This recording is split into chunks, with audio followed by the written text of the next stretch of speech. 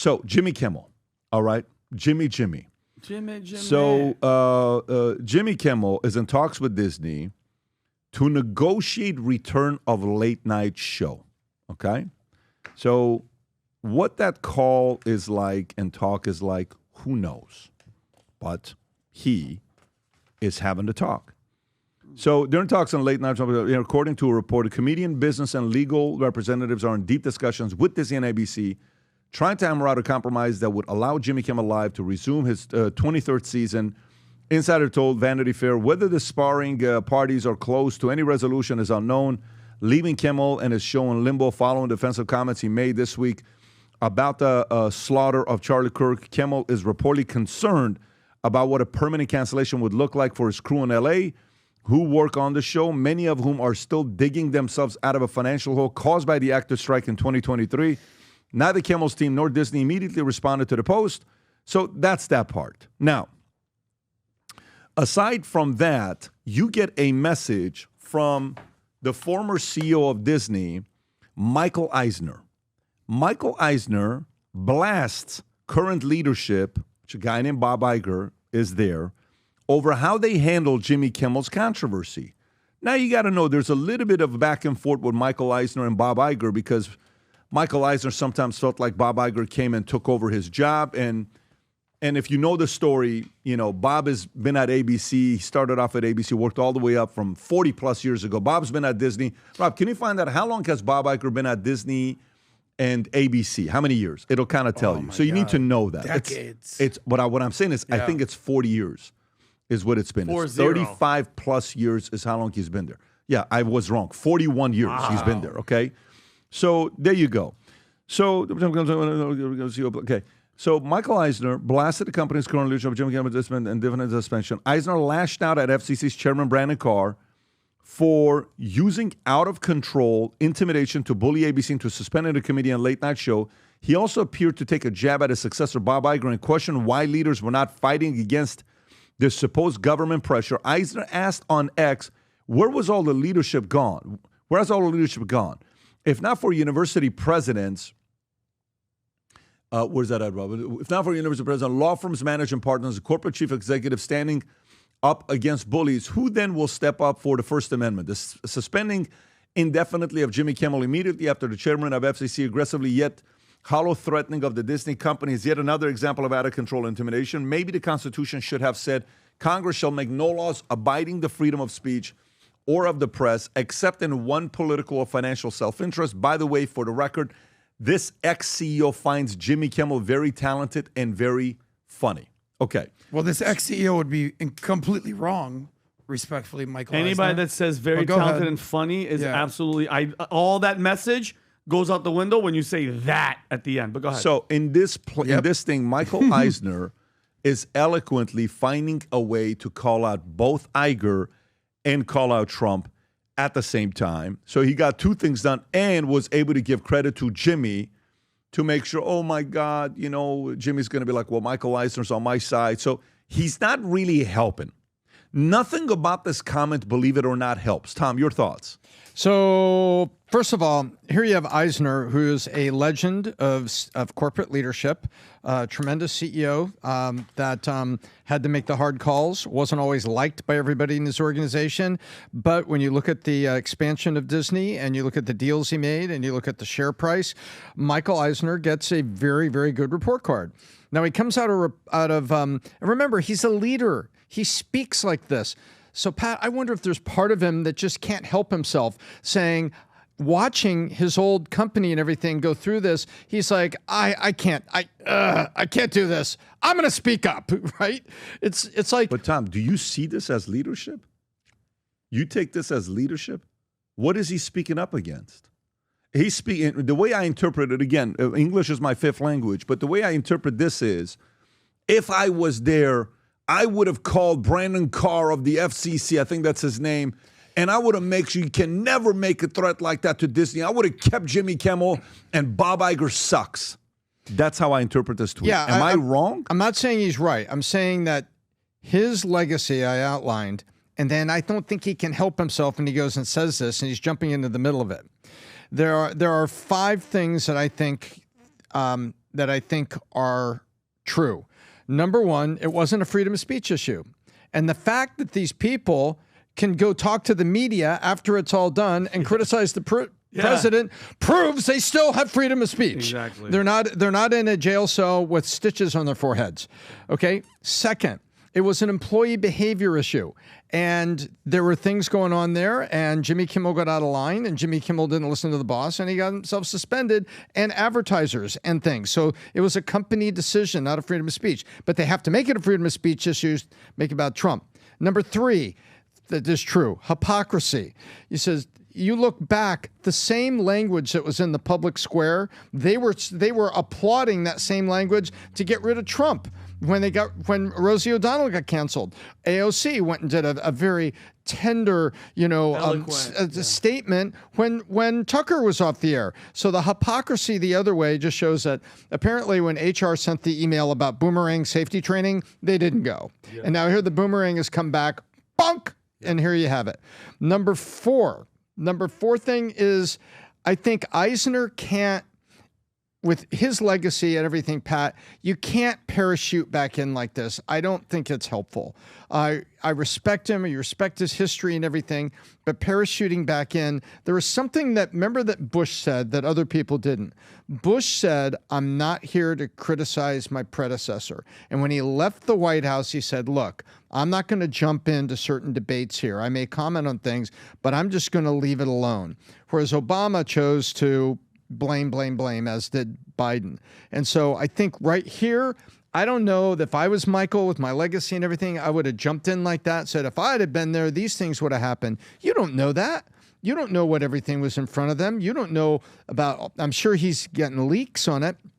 But I don't think with his background, I mean, a Hall of Fame baseball player shouldn't jump in and criticize the modern players.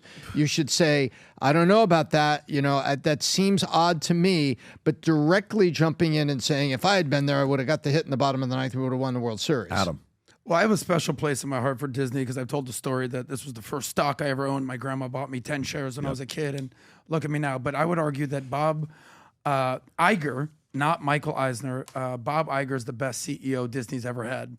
So, Tom over there always talks about words, talk, numbers, scream.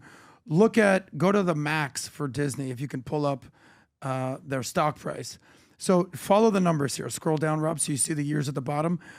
Michael Eisner was the CEO, I believe, from the early 80s to 2005. So look at the growth. It's up, but it's not massive.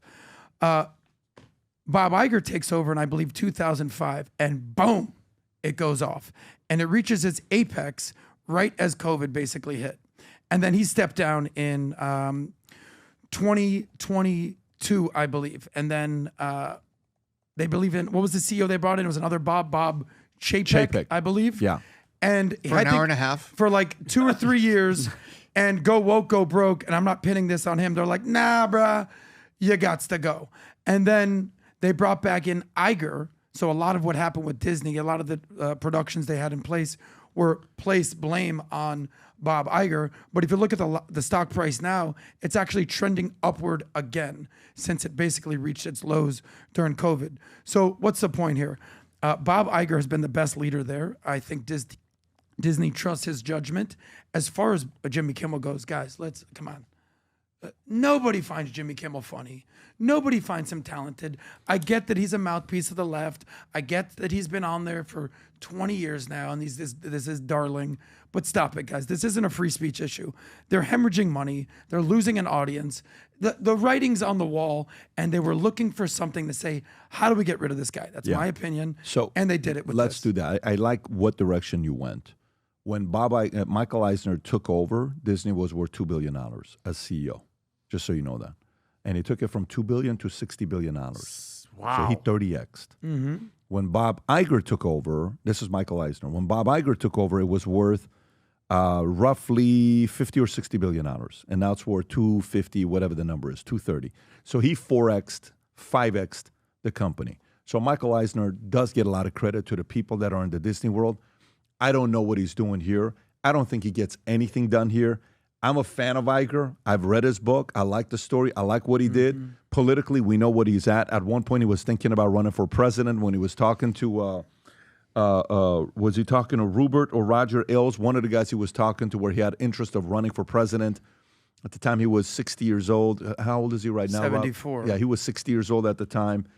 He was involved with all the Rahm Emanuel and all these guys. You know, he was one of those guys. And this guy's got the swagger of somebody for running. So I just think the last 5 years have been one after another shitty decision. And I think the transition didn't work. The co-CEO didn't work. And I think a lot of people are even saying it's Bob making the decision, but it's not fully Bob making the decision. Isn't the Sinclair network, they're like, we just don't want this show on if he's going to be doing this, right? So it's not like, their so decision. what are you talking about? In business, they're right to say. they're right to say, and then Bob's got to make a decision and say, hey, can you go out and apologize? No, I'm not going to apologize. Okay. What the hell you want me to do As with a matter this of talent? fact, if it's tonight not- I'm going to go back on I'm the gonna air go and back be and worse. double down. You're calling out your president, the CEO of the company, publicly and saying, screw you, buddy. I'm sorry. I mean, that's just not how business works. So, no, this has got nothing to do with the FCC stuff. And no, it's got nothing to do with Trump. It's got to now. You hear some of these stories. We're thinking about taking away the license. I think this is when now you're adding, when Trump says stuff like that, you're giving the other side ammunition to come back with a bunch of other things to say. But that's where I'm at with the story. We'll see what happened here. Something special happened last week. Before we went to the memorial, Vinny had a new collection. And we just got a report from Leo how successful that collection was. I'm going to have Vinny say a few thoughts and few words about the Faith Over Fear. Vinny, share with them why you're excited about this shirt. Oh, I mean, I think we rarely do back-to-back. I don't think we ever have done back-to-back. But it's such a big hit, especially with the timing of it. But so as you guys can tell, you know, cross on the front, Faith on the Fear on the back. I wore this on Sunday, and I went to a diner, and I'm sitting there. Guys, a guy pats me on the back, sits down next to me, starts telling a story about his faith and his family, starts crying. A waitress comes, and she's just sitting there. Her name is Mary, sitting there staring at me. I'm at Lester's Diner. I had 5 people around me talking about faith and something is happening, Pat. I got emotional walking in here today with you and crying. And guys, just having faith. Okay, Matt Sapala. You mind if I say? Crazy. Guys, Matt Sapala is a huge, big time, loyal, amazing guy and friend with his wife Sheena. Dude, he just got on a plane, literally flew to Arizona. No joke. I think Pat, you're gonna send it to Rob. Guys, he flies to Arizona. No nothing, no ticket. He has no way to get in. He has no way to get in. Yeah. He texts back, goes, "I'm here." Guys, Rob, how many people were walking around outside? Well, they said that there were around 100,000 in the area. There were 60,000 inside the stadium, so 40,000 walking around trying to find a way to get in. We're driving in circles. We don't know where we're going. And out of nowhere, we see Matt Sapala. Now Pat goes, hey, there's Matt right there. There he is. And long story short, we get him in the vehicle, walking on the and he goes, sidewalk. and Pat goes, what are you doing here? No wife, no. He's like, He said faith over faith. fear. No, he goes, I just had faith that God, something told me just get on an airplane and go. And he goes, here I am. And he got in our van and we got him in. And the word faith jumped out. I go, see how God works. Security, the whole nine. So guys, so the thing behind it is just having faith over fear. We don't know, none of us saw Jesus Christ, but I have faith because I've heard the stories and I believe in my heart of hearts and never, guys, all this stuff, everything that happened with Charlie, zero fear. And we found out that Charlie, God rest his soul, died instantly. And I have faith that in that instant second, he was with Jesus and he was with God in heaven. So that's it, guys. So faith over fear. Let people know that I'm not scared. We're not scared about nothing. Zero, because we have faith. Period. Go to vtmerch.com, place your order. Faith over fear. Rob, can we make sure we put the if you can go to the website so I can show exactly where it's at and they can find it. You literally go to vtmerch.com and it's the first thing we have there. Go on the collection. There's multiple colors. The white. Apparently the red is doing really good. Yeah. Go whichever color Look you at that want. You one. pick and choose gray. Get your shirt represent. If you enjoyed this video, you want to watch more videos like this, click here. And if you want to watch the entire podcast, click here.